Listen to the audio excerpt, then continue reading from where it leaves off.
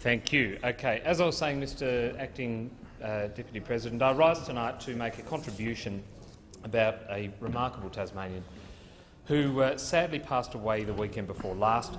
As I said, the Tasmanian I'm talking about is Dr John Morris AO MBE, who also happens to be the father of one of my closest friends. The Launceston Examiner newspaper, in a tribute to Dr Morris, recently described him as Launceston's champion of medical research. Tasmanians, particularly from the Launceston district, would know very well why he earned that moniker. And our very own President of the Senate, through his extensive involvement in matters medical research, particularly in the Northwest, knows about Dr Morris's involvement in the Clifford Craig Medical Research Foundation and Trust as the founding chairman of the foundation. The foundation was established in 1992 and since its inception has provided in excess of $4 million of funding to over 100 medical research projects. And to read through the list of amazing research achievements of the foundation, it's a testament to Dr Morris's contribution to medical research, not in just my own community of Tasmania, but nationally. And as a Tasmanian, it makes me proud to go through some of the things on that list. To begin with, there was the breakthrough research to control hypertrophic cardiomyopathy, a heart abnormality that is inherited by 1 in 500 people and the cause of sudden death in many young people. There was also the kidney research, which is now recognised as world's best practice. The glaucoma inheritance study in Tasmania was voted the world's best eye research at the European Glaucoma Society Congress in Paris. And then finally the research into iron deficiency anemia, IDA, in pregnant women by Dr Al Calafella and Dr Amanda Dennis, that's been taken up internationally and now forms part of the British guidelines for treatment. These are just a few of the very brief examples of the work undertaken by this foundation, of which Dr Morris was the founding chair, and a proud contribution to medical research from the great state of Tasmania.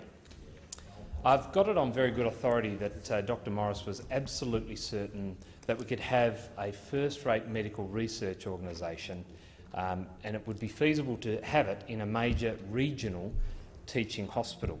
That is outside of one of our capitals, where medical services are often in abundance, and with our regionally dispersed population in Tasmania, this was especially critical.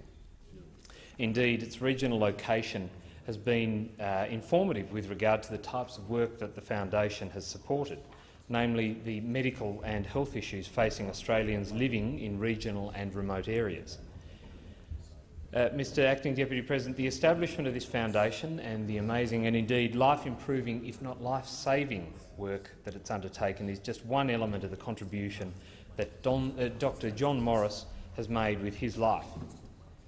Dr Morris fits into that category that so few people do, a real contributor, a contributor to the community, someone working for the public good, true public service. And as I've said, the list of achievements only begins with the Clifford Craig Foundation. In his 70 years of public service, Dr Morris's work traversed a great variety of areas. At the extremely young age of 20, the then Mr Morris was a demonstrator in zoology at the University of Tasmania. He later then served in a number of roles in a number of medical and related bodies in the state and across the country. He started off, in my list here, serving as the President of the Medical Council of Tasmania, the Chairman of the National Medicare Advisory Committee.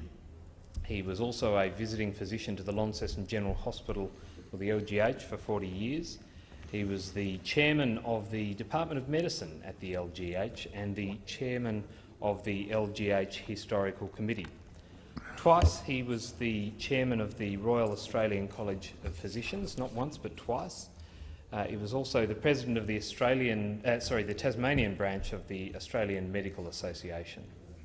In the field of education, again demonstrating his firm commitment to improving the lives of others, he served as the chairman of the Oakburn College Council He was also the founding chairman of the Scotch Oakburn College Council, a very good school, Senator Bushby, indeed. He was also the president of the Association of Independent Schools Tasmania. Dr Morris was also heavily involved, just to demonstrate the varied roles he occupied over this period of public service, as the joint founder of Launceston Lifelink, which has operated a telephone counselling service in Tasmania for many years. It was later to become known as Lifelink Samaritans. This entity has been of great service to the Tasmanian community, providing support to many Tasmanians in need over a great many years. As a committed Christian, Dr Morris served as a member of the Anglican Synod in the Diocese of Tasmania. Dr Morris, finally, though, looking at his long list of achievements, was also the president of the Royal Society of Tasmania, an organisation which is dedicated to the advancement of knowledge, historical, scientific and technological. Additionally, Dr Morris was published with 2 books, and he was also published in many medical and historical journals. And one interesting fact that I learnt in doing my research on Dr Morris, this great Tasmanian, a fact that not many people would know, is that Dr Morris described the taxonomy of a pseudoscorpion native to the Cataract Gorge in the Launceston area, which was named for him by the British Museum. So Dr Morris's efforts span a long period of time and a great many areas, but they were recognised during his life. He was awarded with an MBE in the Queen's Birthday Honours List of 1985 for services to medicine and to the community, and he was appointed an Officer of the Order of Australia on Australia Day 2001 for services to medicine, particularly as a consultant physician, and to the community through educational, medical research and social welfare organisations. Dr Morris was a loving father, a committed Christian, observing his faith in every element of his life. And as the father of 5 children, a committed husband and a community leader, it's clear that he personified the Christian values of service to others. I'm proud of the fact that our state delivers strongly in the area of research and innovation in many fields, though it's not often reported. Dr Morris's work is a feature in our state's proud history, and his legacy is one we must remember. Dr Morris's son, Don, will be known to many in this place, and I, on behalf of the Tasmanian contingent here in the Federal Parliament, my colleagues Liberal, Labor and Green, and including you, Mr President, would like to extend condolences to Don and his family at the passing of his father, this remarkable Tasmanian who left such a tremendous legacy in the community and to his profession. Thank you.